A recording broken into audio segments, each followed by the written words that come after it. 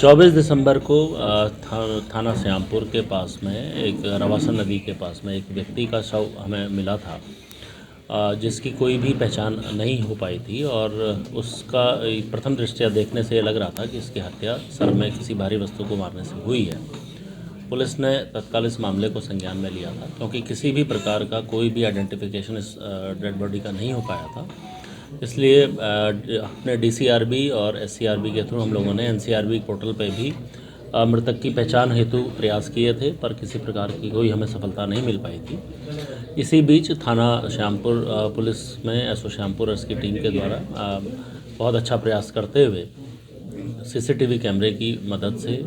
इस मृतक की पहचान हुई थी, जिसमें इस मृतक का नाम अभय शर्मा उर्फ हनी, जो पश्चिमी दिल्ली का रहने वाला है और यहाँ पर अपने 2 अन्य दोस्तों के साथ आया था और रानीपुर में रुका था। उसके बाद उसी रात को यह व्यक्ति थाना श्यामपुर है उसके इर्द गिर्द यह देखा गया था और बाद में इसकी जो डेड बॉडी है वो रवासन के पास मिली थी। पुलिस ने इस पूरे मामले को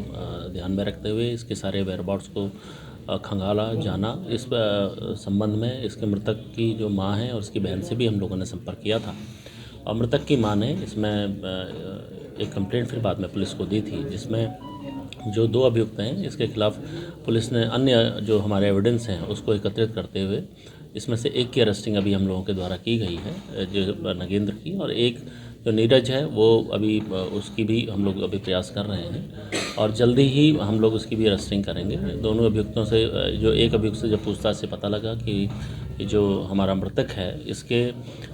द्वारा अभी कुछ समय पूर्व ही दिल्ली में एक फ्लैट बेचा गया था, जिससे उसके पास जो नकदी आई थी जो उसके अकाउंट में थी उसको उससे लूटने या उससे लेने की नियत से ही हत्या की गई थी और इनके द्वारा हत्या करने के बाद भी जो इसका एटीएम है या इसके जो अकाउंट हैं उसका भी ट्रांजैक्शन ये लोग कर रहे थे। इसलिए तत्काल पुलिस ने उसके अकाउंट को फ्रीज भी किया, जिसमें भी 8 लाख रुपए हैं। बाकी रुपए जो निकाले गए हैं उसमें 1 लाख रुपए भी इनसे बरामद हुआ है। बाकी इनके द्वारा जो जहाँ पर ये खर्च किया गया है उसके भी हम लोग वेयरअबाउट भी पता कर रहे हैं। इस पूरे घटनाक्रम में जो हमारे थाना श्यामपुर की पुलिस ने बहुत ही आउटस्टैंडिंग वर्क किया है, जिसमें मेरे द्वारा और आईजी रेंज के द्वारा इसमें इनको इनाम की घोषणा भी की गई है और हम लोग ये इंश्योर भी करेंगे कि इस एकदम बिल्कुल ब्लाइंड मर्डर को जिस तरीके से और जिस खूबी से इतने कम समय में इनके द्वारा वर्कआउट किया गया है, इसलिए इसको बेस्ट इन्वेस्टिगेशन की श्रेणी में रखते हुए इनको सम्मानित भी किया जाए। अभय शर्मा का बैकग्राउंड क्या है और ये हरिद्वार कैसे रवासन पर किस तरह पहुंचे? अभय शर्मा है, ये पश्चिमी दिल्ली का रहने वाला है। अभय शर्मा और हनी ये अपनी माँ और बहन से अलग रह रहा था और अपने इन दोस्तों के साथ ही ये अपना जीवन यापन कर रहा था। एक तरीके से ये घर से बाहर निकला हुआ था, लड़ाई झगड़े की इसकी शिकायतें रहती थी, पर इसके द्वारा अभी कुछ समय पूर्व अपने पैसों के लिए अपना एक फ्लैट बेचा गया था, जिससे इसके पास करीब 30 लाख रुपए आए थे जो इसके अकाउंट पे थे। और ये जो इसके मित्र हैं ये भी इसके साथ लगातार रहते थे। अभय शर्मा यहाँ जो है इनके द्वारा ही यहाँ लाया गया अपने मित्रों के द्वारा, क्योंकि अभय शर्मा सट्टेबाजी का भी ये काम करता था। इसको ये बताया गया, इसको ये विश्वास दिलाया गया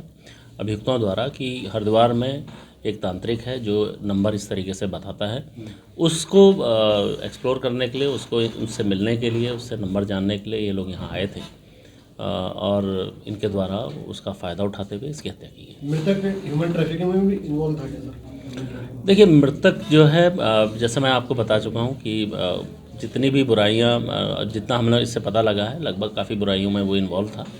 और अगर ह्यूमन ट्रैफिकिंग में था, अभी इस संबंध में भी जांच क्योंकि चल रही है, इनिशियली अभी हम लोग कर रहे हैं। अगर ऐसा कोई और तथ्य प्रकाश में आएगा तो उसको भी हम विवेचना में सम्मिलित करेंगे। अगर आप ये वीडियो YouTube पर देख रहे हैं तो हमारे चैनल को सब्सक्राइब करें और बेल आइकन को दबाना ना भूलें। अगर आप Facebook पर ये वीडियो देख रहे हैं तो हमारे पेज को लाइक करें।